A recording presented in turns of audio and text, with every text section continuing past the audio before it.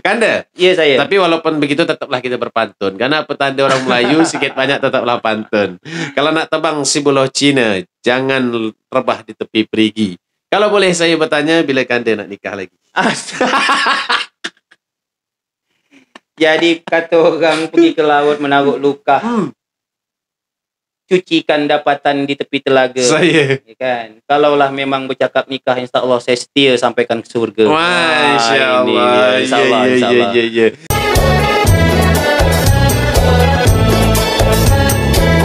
Assalamualaikum warahmatullahi wabarakatuh. Kita berjumpa kembali di podcast Melayu by Hangkata Kota Tanjung Pinang, Provinsi Kepulauan Riau, yang seperti biasa spesial menggunakan bahasa Melayu Kota Tanjung Pinang, Provinsi Kepulauan Riau. Yang kita tahu bersama bahwa bahasa Indonesia itu berasal daripada bahasa Melayu. Hari ini saya kedatangan narasumber kembali. Kanda saya agak sulit memanggil beliau Bapak. Kanda Muharoni SPD MA, right? Ya, saya. Betul. Itu dia. Kanda saya ini merupakan senior saya dalam dunia perpantunan dan juga dunia pernikahan. Karena beliau dulu yang menikah, beliau dulu yang punya anak, dan anak ada berapa Kanda? 2 sekarang. 2, alhamdulillah. Istri tetap 1 ya. Insyaallah. Insyaallah. Til jannah. Insyaallah. Ini untuk mengundang beliau ini agak susah sedikit. Agak lebih mudah manggil Yowan. Maklumlah Yowan ini kalau ada Jin, kita gampang Pak sampaikan sama Jin. Karena kita akan berbincang-bincang. Beliau merupakan dulunya seorang dosen ya. Iya. Dosen juga sempat mengajar ya. Iya. Di salah satu plat merah. Tak boleh sebut karena kalau sebut saya harus keluarkan invoice. Iya. Tapi tak apa-apa, tak ada masalah. Universitas Maritim Raja Ali Haji. Iya, saya. Oke, berapa tahun di sana? 2012 sampai 2015. Oke. 15 pindah ke Humas, protokoler sampai 2018. Oke, mengajar apa tuh? Saya kebetulan khusus di bidang kajian sastra Melayu. Kajian sastra Melayu, KSM. Iya. Oke. Kenapa saya undang beliau, kawan-kawan semua, sahabat pantun yang menyaksikan tentunya, dan seluruh yang menyaksikan podcast saya ini, karena beliau, yang menarik dari beliau adalah MA-nya. Bukan magister agama ya? Bukan. Beliau S2-nya berada di negeri seberang. Di mana Kanda? Saya kebetulan di Universiti Pendidikan Sultan Idris. Di mana tuh? Di Perak. Perak. Tanjung Malim, Perak. Perak nih kalau dari JB nih atas ya? Nih atas lagi. Ke kanan Pahang dia di mana nih? Dia lewat lagi sampai dan nak dekat KL? Lewat lagi atas. Lewat lagi atas. Kalau kita sebut Penang, tapi kalau orang bawahnya Pineng, di bawah Pineng. Di antara Pineng dengan KL lah. Gitu. Kalau UUM itu ada di Kedah ya? Yeah. Di atas lagi ya. Dan beliau spesial dengan MA itu Magister of Art. Dan art di sini bukan seni ya? Bukan. Lebih kepada kebudayaan. Oke. Sebelum kita berkisah panjang cerita, saya nak tahu dulu nih. Manalah tahu walaupun S1 saya belum selesai. Iya saya. Tapi saya sempat mendengar bahwa selesai tanpa skripsi katanya. Bisa. Oh iya bisa. Bisa. Hanya saja Tanjung Pinang belum ada yang melakukan itu dan belum sepakat. Itu. Kalau saya itu berharap sebenarnya tanpa skripsi, tanpa apapun, dengan catatan corona gitu.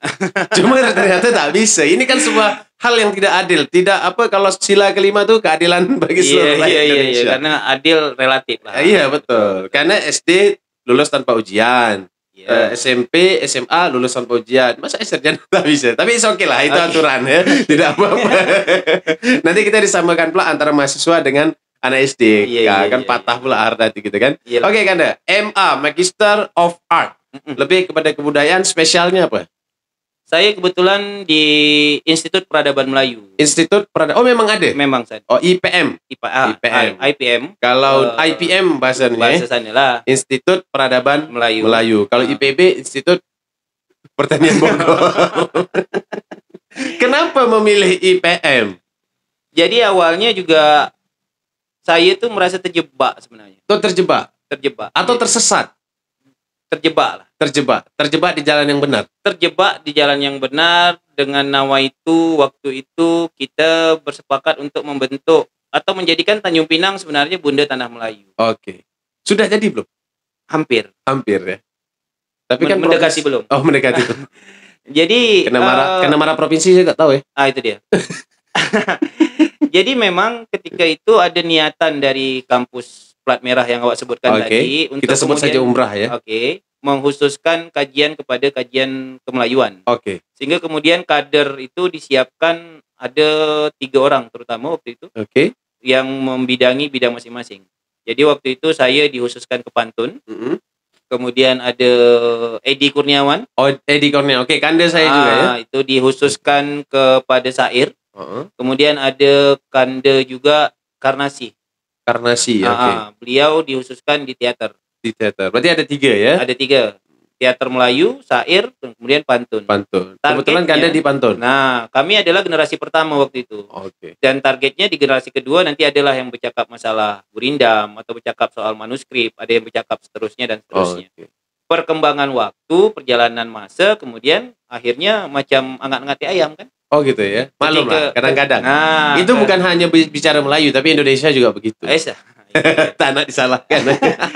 Nah, jadi ketika itu kemudian entah kenapa program itu juga agak sedikit terkendala, akhirnya tidak ada generasi selanjutnya. Habis.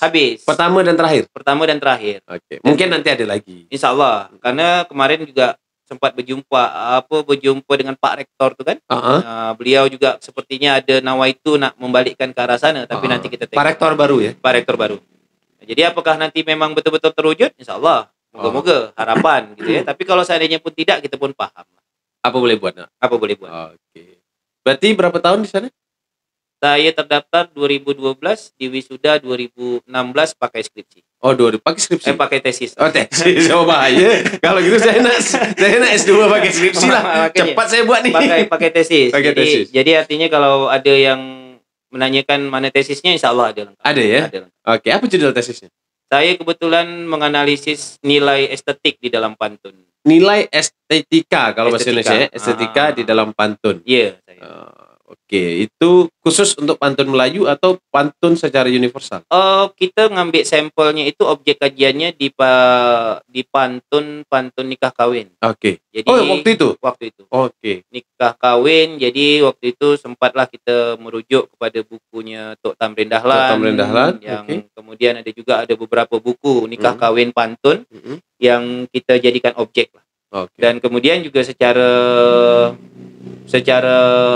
nyata di lapangan itu ada misalnya waktu itu sempat terdokumentasi pantun antara Yowan dengan Edi di dalam nikah kawin. Kemudian ada juga pantun Tok Tamrin dengan Tok Alipun. Yang viral itu ya? Secara ini tidak, waktu itu bukan yang itu. Yang secara langsung itu ya, secara betul-betul. Kalau yang itu kan memang direka, memang di-set untuk edukasi. Iya, jadi ada beberapa pantun itu yang kemudian kita kaji lah nilai estetiknya. Oke. Menurut Anda dari hasil tesis itu apa yang Anda dapatkan? Banyak. Artinya memang Melayu itu dahsyat. Salah satunya? Melayu itu dahsyat. Jadi Melayu itu memang tak ada lawan lah. Kenapa begitu? Nanti marah nih orang lain. Jangan gini, bahasanya jangan mentang-mentang kita Melayu, mengaku-ngaku laut mesin sendiri. Terus tentu ada alasan. Pasti. Jadi mungkin karena memang saya pun kelemahannya memang belum mengkaji di budaya orang lain. Tapi pada saat saya mengkaji Melayu memang nampak yang kita tahu ini cuma dangkalnya saja. Atasnya kita ini bau riak-riak ada saja. Bau riaknya aja. Pada saat kita masuk sampai ke dalam itu dahsyat. Bau tahu ada mutiara di bawah lautan. Dahsyat. Tapi Kanda ini Melayu, minta maaf, saya tidak bermaksud rasis. Melayu ke Cina? Tengok mata sipit. Atau Jepang? Jadi kalau menurut cerita mak saya, ada nek saya itu dari sebelah mak nih memang keturunan dari Pontianak. Oh gitu. Jadi dan di Pontianak itu banyak orang Melayu dan mata sipit. Itu dia. Saya punya kawan juga di sana. Jadi yang dari mak larinya dari arah situ, sehingga kemudian saya pun termasuk dalam adik-beradik pun memang yang paling sipit. Yang paling sipit ya? Tersipit. Oke. Ini nampak orang-orang sipit ini orang-orang yang loki dalam menengok. Pakai sikit. Tapi luas dalam memandang. Oke. Cuci pandang dia lebih dapat ya. Iya, kan tak tahu kan lirik mana. Tapi bicara tentang Cina dan Melayu itu sekali lagi saya tidak bermaksud rasis. Kalau dulu orang Cina yang masuk Islam itu sudah disebut dengan Cina Melayu. Iya. Nah, seperti itu ya. Jadi memang kalau kita bicara Melayu dari beberapa orang tua-tua kita cakap kalau Melayu itu memang Islam. Jadi, Melayu itu Islam. Identiknya Islam. Jadi kalau ada Melayu yang bukan Islam tentu dia pun tak dicakap bahwa dia orang Melayu. Tidak diakui. Secara ini ya. Orang tua-tua kita cakap. Iya, secara harfiah pun tidak diakui. Jadi makanya perilaku, tingkah laku, kemudian pola pikir dan segala macam orang Melayu memang identik dengan Islam. Jadi, sangat identik. Sudah Anda kaji sejauh apa? Sangat jauh. Termasuk di dalam tesis tadi. Sebelum masuk ke estetika pantun itu. Iya. Jadi memang Melayu itu Islam, nyata betul. Jadi, sangat nyata. Dari pakaian, kenapa disebut dengan baju kurung, apa yang dikurung.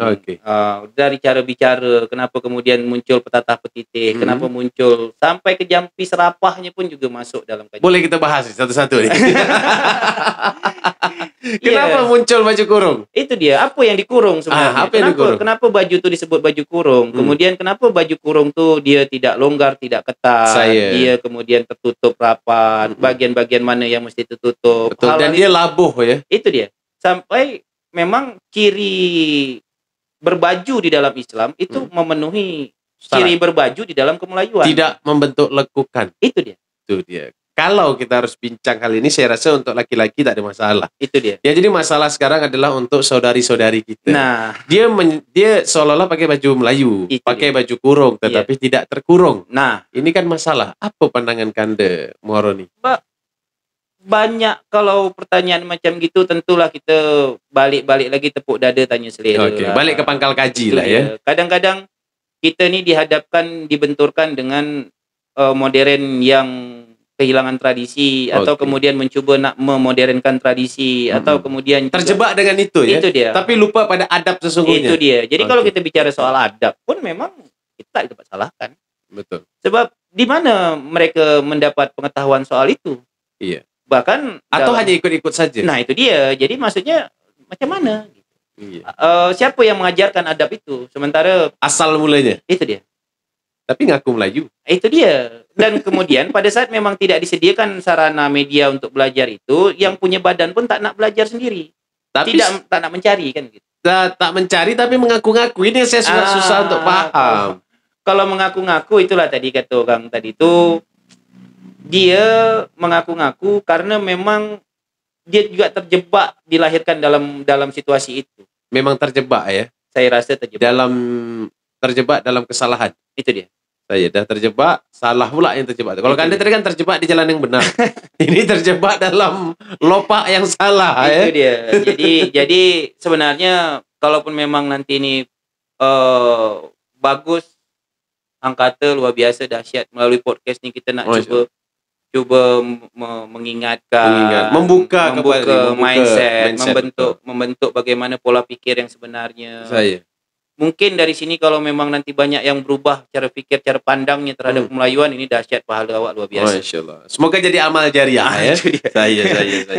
Menarik sekali. Saya tidak akan terlalu panjang lebar membahas tentang pantun. Saya jadi tertarik dengan bahasa dengan kemelayuan yang dipelajari oleh Kanda Muharoni. Karena kalau kita bercakap pantun, orang tahu Muharoni jumpa hang kata pasti bahasa pantun.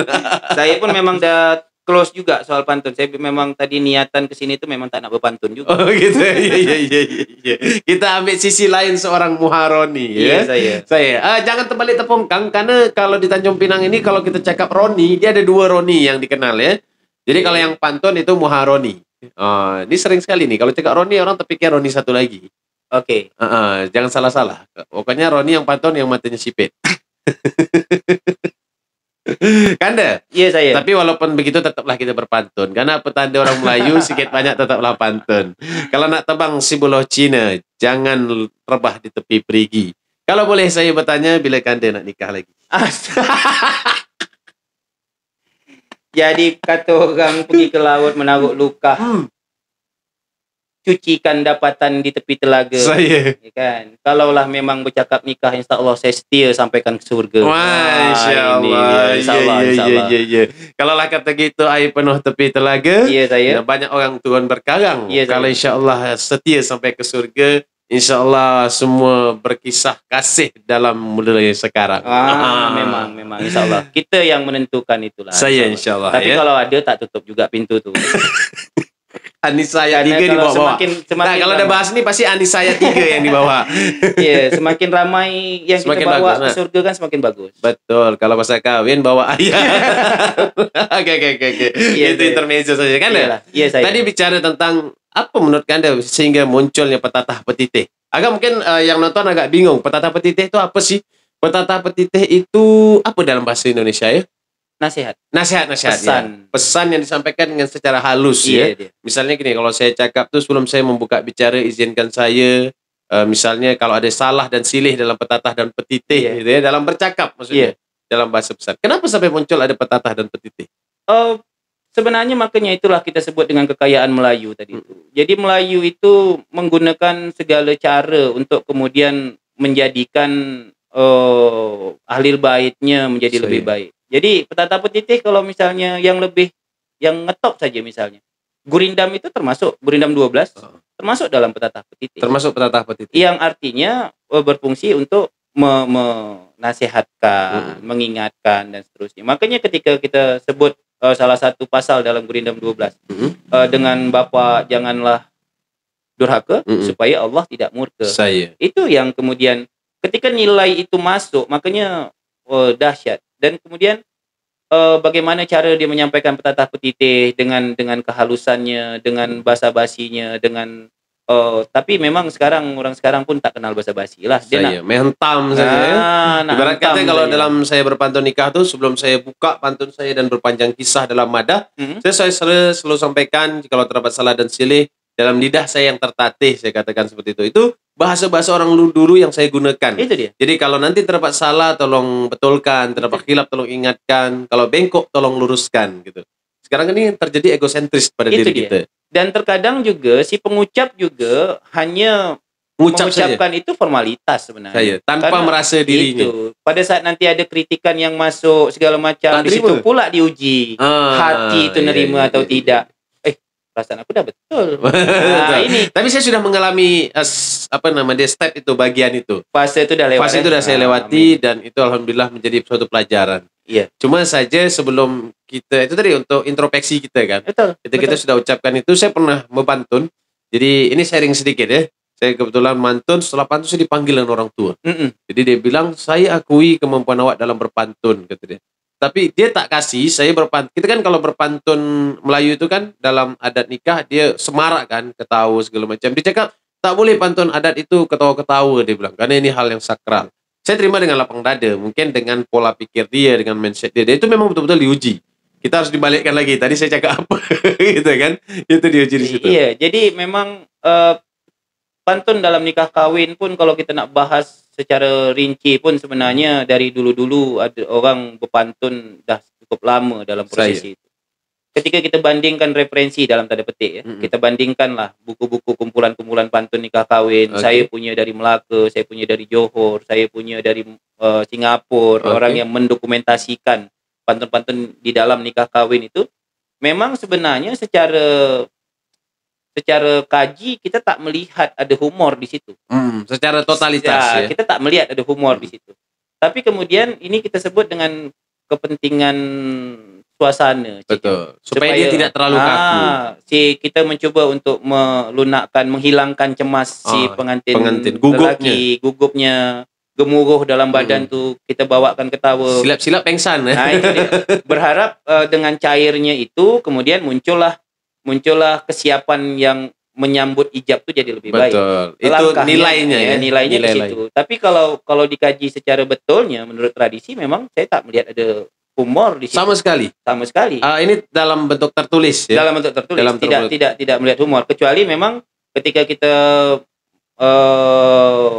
Tok Tamrin Dahlan adalah mungkin beberapa diselipkan humor di dalam itu. Tapi begini, kalau kita boleh sharing sedikit, kalau saya membaca beberapa buku memang juga tidak ditemukan humor itu. Jadi saya berpikiran dengan hipotesa saya, humor ini muncul di saat dia itu berada di posisi itu betul-betul dalam pelaksanaan. Karena kan mungkin agak sulit menuliskan humor itu di dalam sebuah tulisan. Iya, itu memang betul. Jadi artinya mungkin ketika tulisan itu kita baca ini serius, tapi pada saat penyampaiannya mungkin jadi sebuah ini ya. Kadang-kadang misalnya lah, humor ini kan relatif lah. Misalnya pantun tertulis itu bagus, rapi, karena sudah didokumentasikan. Saya. Bayangkan ketika waktu dia berpantun sebelum didokumentasikan itu, misalnya dia bercakap dari mana hendak ke mana, diam lama, apa pula aku lupa nih. Jadi hilang.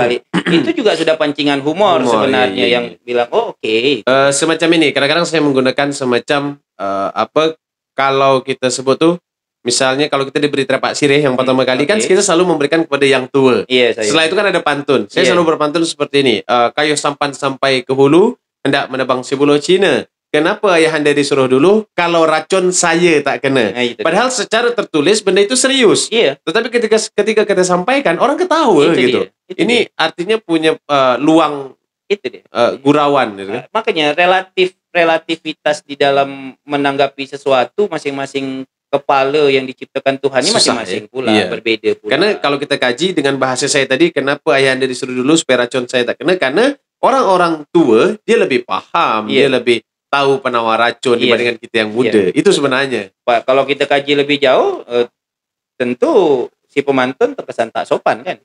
Betul. Padahal benda itu memang menjadi penangkis. Itu dia. Kita karena orang tua kita ini lebih, kita tahu asam garamnya lebih banyak, maka orang tua dululah. Mungkin orang yang tak paham, ngapa pula orang tua disuruh dulu? Padahal jadi, mendahulukan yang tua padahal. Makanya sudut pandang dan interpretasi kita tuh berbeda-beda. Jadi memang kalau kita bercakap nih, kita tadi singgung pantun nikah kawin. Itu kan memang satu, dia tidak termasuk dalam rukun. Bukan rukun nikah. Rukun nikah. Walaupun itu merupakan rukun adat kan? Iya, istilahnya tradisi, kebiasaan saja yang muncul, serah terima hantaran.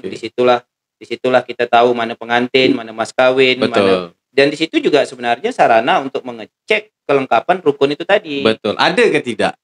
Mana mas kawin yang dijanjikan? Sepakat tak nih? Betul tak nih? Ini mas kawinnya. Betul tak yang datang dengan yang meminang kemarin? Betul tak ini yang kemarin yang datang yang laki nih? Atau perempuannya betul tak masih siapa si gadis yang nak? Karena zaman dulu orang nikah tuh dia tidak tahu pasangan yang mana. Dia proses berisik, proses pencomblangan dalam tanda petik, dia tidak tahu. Tidak seperti sekarang kan.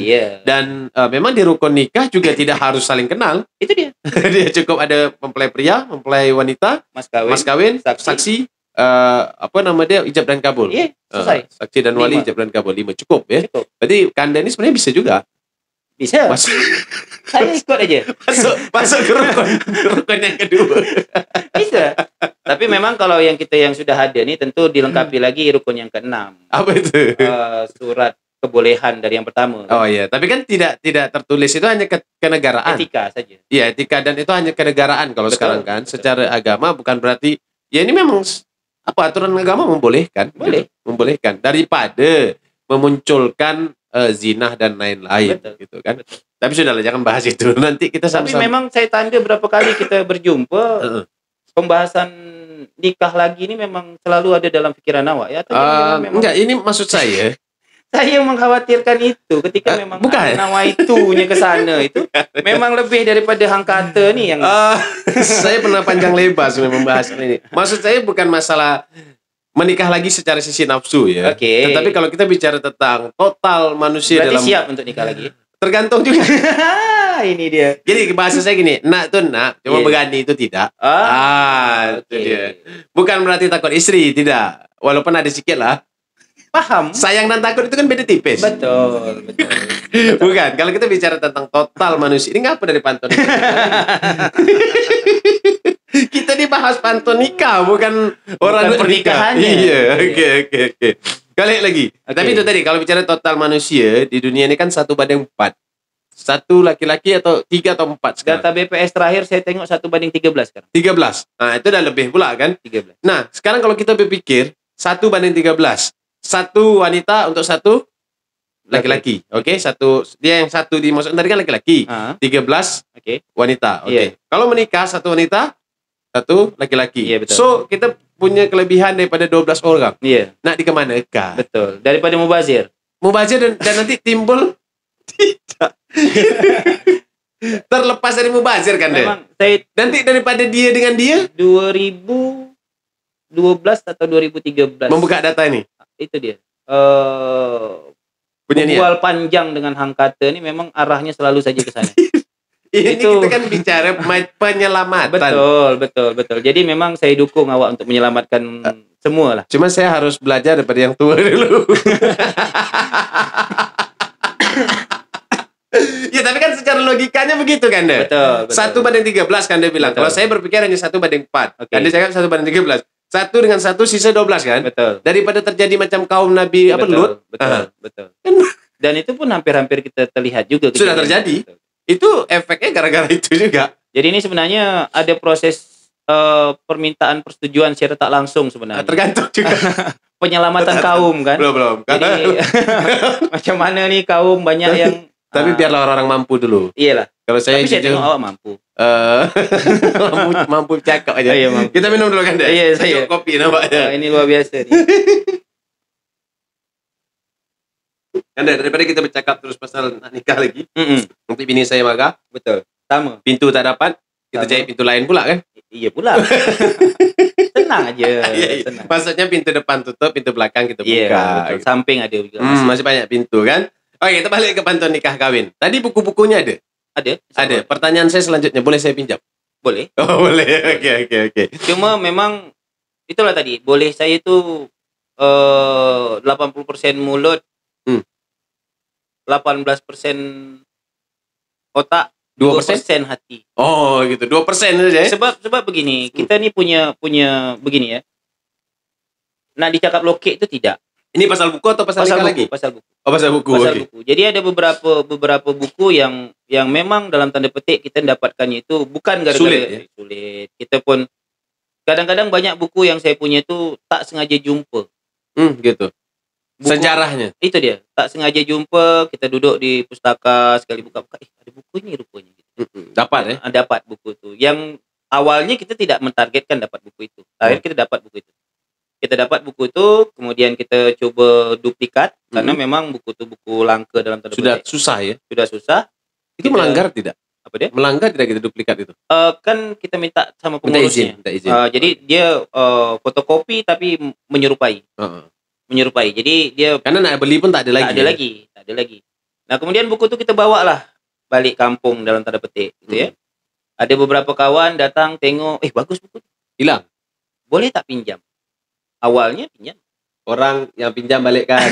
Itu singkat cerita dia. Kadang dia pun dah balikkan, tapi karena kadang-kadang tuh gini, yang jadi masalah tuh waktu dia ngembalikan tuh tak sengaja jumpa nih. Bang, kami nak kembalikan buku nih. Saya kebetulan ada kat kedai kopi nih. Pergilah sini. Dia datang situ. Bang, nih bang, bukunya. Makasih bang ya. Iya. Kecuaian saya juga yang kemudian naruh dalam tas. Hancur buku tuh? Enggak juga. Sampai ke rumah, buku tuh serak sana berserak sini segala macam semuanya. Tengok, nampak lusuh aja buku tuh dengan orang rumah. Kadang-kadang diasingkan, kemas. Hilang. Sampailah dia ke titik, ke tempat pembuangan dalam tanda petik. Bisa jadi hilang. Iyalah. Atau juga memang ada beberapa buku yang memang tidak dikembalikan. Jadi ada beberapa kawan kemarin bercakap, mana bang buku abang berkait dengan ini, berkait dengan itu. Biasanya tak ada lagi. Buku apa yang hilang? Banyak. Wah, balik. banyak. Terutama kalau kita bercakap kajian saya memang misalnya buku-buku karya agungnya Tenas Effendi. Almarhum. Tunjuk Ajar Melayu Ada. Terus ada beberapa buku lagi yang beliau pun nuliskan misalnya artikel-artikel. Karena kalau untuk di negeri jiran pun Tenas Effendi almarhum ini memang bergelar Datuk Pantun. Pun memang digelar ya. Memang. Jadi beliau itu kalau bisa dibilang pun konsultan pantun untuk negeri Serumpun. Betul, karena beliau juga kata-katanya luar biasa. Itu dia. Diksi-diksi yang digunakan luar biasa. Dahsyat. Jadi memang maestro lah. Beliau maestro gitu ya. Jadi banyak buku-buku beliau juga jadi referensi dalam penulisan saya gitu ya. Jadi memang dan buku itu sekarang tinggal satu aja kat rumah, yang lain hilang semua. Yang lain lesap. Tak tahu entah kemana. Itu salah satu tanda kenapa saya tak kasih bini saya tuh dipinjam orang. Bukan. Apa alat saya itu saya larang untuk dikemas. Karena dia tak tahu benda itu penting. Kadang buruk penting kan. Itu dia. Dia kemas hilang. Saya tanya mana dah buang kata dia. Selesai sudah, dah buang dah bakar lah. Sangka tak ngasih bini untuk dipinjam orang. Jangan tak boleh. Berparang dia. Tapi tenaga istri saya boleh dipinjam. Boleh. Karena beliau seorang perawat kan. Okey. Jadi pahala bagi itu. Okay. Kanda Muharoni ini juga salah satu, boleh saya sebut pendiri lah ya, LNP, Laksmana Negeri Pantun. Iya, artinya bukan pendiri, tapi kemudian perangkum gagasan. Perangkum gagasan atau pemilik gagasan? Perangkum. Perangkum. Berarti ada beberapa kepala yang disatukan. Iya, jadi waktu itu kepalanya cukup banyak. Kepalanya cukup banyak. Terutama itu kan berangkat dari 2007-2008 terkait dengan Bunda Suryatati. Menjadikan kota Gurinam Negeri Pantun. Menambahkan labeling di negeri Pantun itu butuhlah satu wadah yang menaungi. Okay. Maka kemudian muncullah istilah komunitas pemantun muda. Okay. Kota Tanjung Pinang waktu itu. Dari komunitas itulah kemudian sebegitu ramainya, mulai dari yang waktu itu masih SMP, masih SMA, ada yang sudah tidak, maksudnya yang sudah bekerja pun ada bergabung di situ ya. Bergabunglah dalam komunitas itu. Dan kemudian komunitas itu karena memang dibentuk lisan sehingga tidak ada legalisasi, muncullah keinginan untuk membuat satu wadah yang lebih jelas. Dari gagasan kawan-kawan itu kemudian berpikir apakah kemudian namanya tetap dalam komunitas pemantun muda atau awalnya ya. Iya. Komunitas pemantun muda KPM Kota Tanjung Pinang. Jadi apakah memang kita mempertahankan itu atau kita membentuklah satu nama yang baru gitu kan. Muncullah karena sudah dinobatkan sebagai negeri pantun, maka kata yang pas sebagai pejuang itu adalah Laksmana. Maka muncullah Laksmana Negeri Pantun. Dan memang tidak hanya bicara soal pantun, tapi Laksmana yang kami maksudkan memang boleh kategorikan pendekar lah. Jadi makanya di dalam situ ada bidang syair, ada bidang gurindam, ada bidang, ada ya, tidak hanya pantun. Tidak hanya pantun. Cuma dia karena menyatu seolah-olah jadi khususnya pantun saja, padahal tidak di situ. Semua bentuk sastra Melayu kita coba ada di dalam kita itu, coba lestarikan. Sampai sekarang masih ada? Pakum ada ya, berarti ada hanya saja pakum ya. Karena memang itulah kenapa saya selalu insyaallah sampai sekarang masih konsisten dengan dunia pantun itu. Saya ingin orang melihat pantun ini sesuatu yang penting. Betul. Karena sampai saat ini kita sudah, bisa saya katakan kita sudah krisis pemantun. Iya. Kita lihat saja pemantun nikah. Endingnya pemantun Melayu itu nanti ada di pemantun nikah. Menurut saya itu. Karena ketika ini terdegradasi ya. Hilang yang tua, habis akhirnya habis. Tapi kalau begitu kalimatnya saya agak kurang paham. Kenapa saya tak setuju ya. Jadi ending dari pemantun ke pemantun nikah itu saya rasa bukan, maksud saya satu tujuannya. Salah satu tujuannya ke sana nanti. Tidak juga. Itu kan menurut Anda? Iya, tidak juga. Ini di live dulu. Tapi itulah kekayaan ilmu ya. Tidak juga. Jadi artinya begini, saya melihat bahwa pantun itu memang sedang krisis, krisis apalah itu. Karena memang sejatinya pantun itu media komunikasi. Iya, alat komunikasi orang zaman dahulu. Alat komunikasi zaman dahulu. Kalau kita bicara alat komunikasi, maka kemudian sejatinya pantun itu memang berucap tanpa ada momen tertentu. Ya, pasti. Kapanpun. Betul. Kapanpun bisa dipantunkan dan apapun bisa dipantunkan. Itulah kemudian yang membuat pantun bertahan dibanding yang lain-lain. Nah, tentu Anda harus dengarkan kenapa saya katakan hal itu. Karena sampai detik ini saya merisaukan beberapa hal. Oke. Jadi satu, ya maaf cakap, orang yang bukan orang Melayu, banyak yang dia tetap menggunakan adat Melayu. Oke, saya sangat senang dengan itu. Tapi yang saya khawatirkan adalah sekarang saya menemukan beberapa kali dia menggunakan adat Melayu, tetapi tidak sesuai dengan tatanannya. Nah, yang biasa lebih paham ini kan rata-rata pemantun. Pemantun itu memang menjadi juru bual kan. Yang memang sudah dipercayakan. Dipercayakan. Dan ini terjadi, bawa tepak sirih, bawa bunga rampai, tapi secara adatnya tidak dipakai. Saya tak temukan hal ini. Karena kebetulan ini ada dua hal yang terpisah sebenarnya, Hang. Kalau saya melihatnya ini ada dua hal yang terpisah. Kita pada saat kita bicara prosesi nikahnya, kemudian pemantun di prosesinya dengan pemantunnya gitu loh. Jadi artinya pada saat kita mengkelaskan pembahasan ke arah pantunnya, maka kemudian pantun tidak semestinya hanya ada dalam nikah makanya saya sebutkan salah satu tujuannya. Nah, kemudian ketika kita bercakap prosesi nikah kawinnya yang berkaitan dengan tradisinya, terkadang pun ada mungkin jelas bukan hang, tapi ada yang ya tak juga tahu sangat soal prosesi nikah kawin itu. Bermain di dunia itu. Tapi bermain di dunia itu. Dan maaf cakap ada yang menjadi sebuah money oriented. Itu dia. Itu yang saya khawatirkan sekarang. Itu dia. Kalau bukan saya tidak berarti tidak butuh duit, tidak. Tetapi sampai detik ini kalau orang tanya berapa, saya bilang tidak ada angka khusus lillahi ta'ala kalau memang ada itu rezeki. Itu dia. Tapi saya temukan ada yang beberapa menjadikan money oriented. Itu dia. Ini saya sayangkan. Oh, dan money oriented bukan hanya berlaku dalam tradisi yang seperti ini. Semua sekarang sudah orang money oriented. Oh iya, tapi bagi saya tidak pantas. Iya betul. Saya adat. sepakat itu, saya sepakat. Bahkan sampai saat ini pun setiap kali pun barusan saja pun seperti itu juga pertanyaannya. Bahkan kalau money oriented bagi saya pun tadi sempat disinggung sebelum kita live nih, sekarang saya tukang ngurut. Tukang ngurut. Itu nanti akan saya bahas sampai ke sana. Makanya dan saya memang tidak money oriented. Walaupun apa sekarang kerja beliau tak ada. Betul. Kalau ditengok ya. Itu dia. Oke, kita tinggalkanlah pantun itu ya. Kalau begitu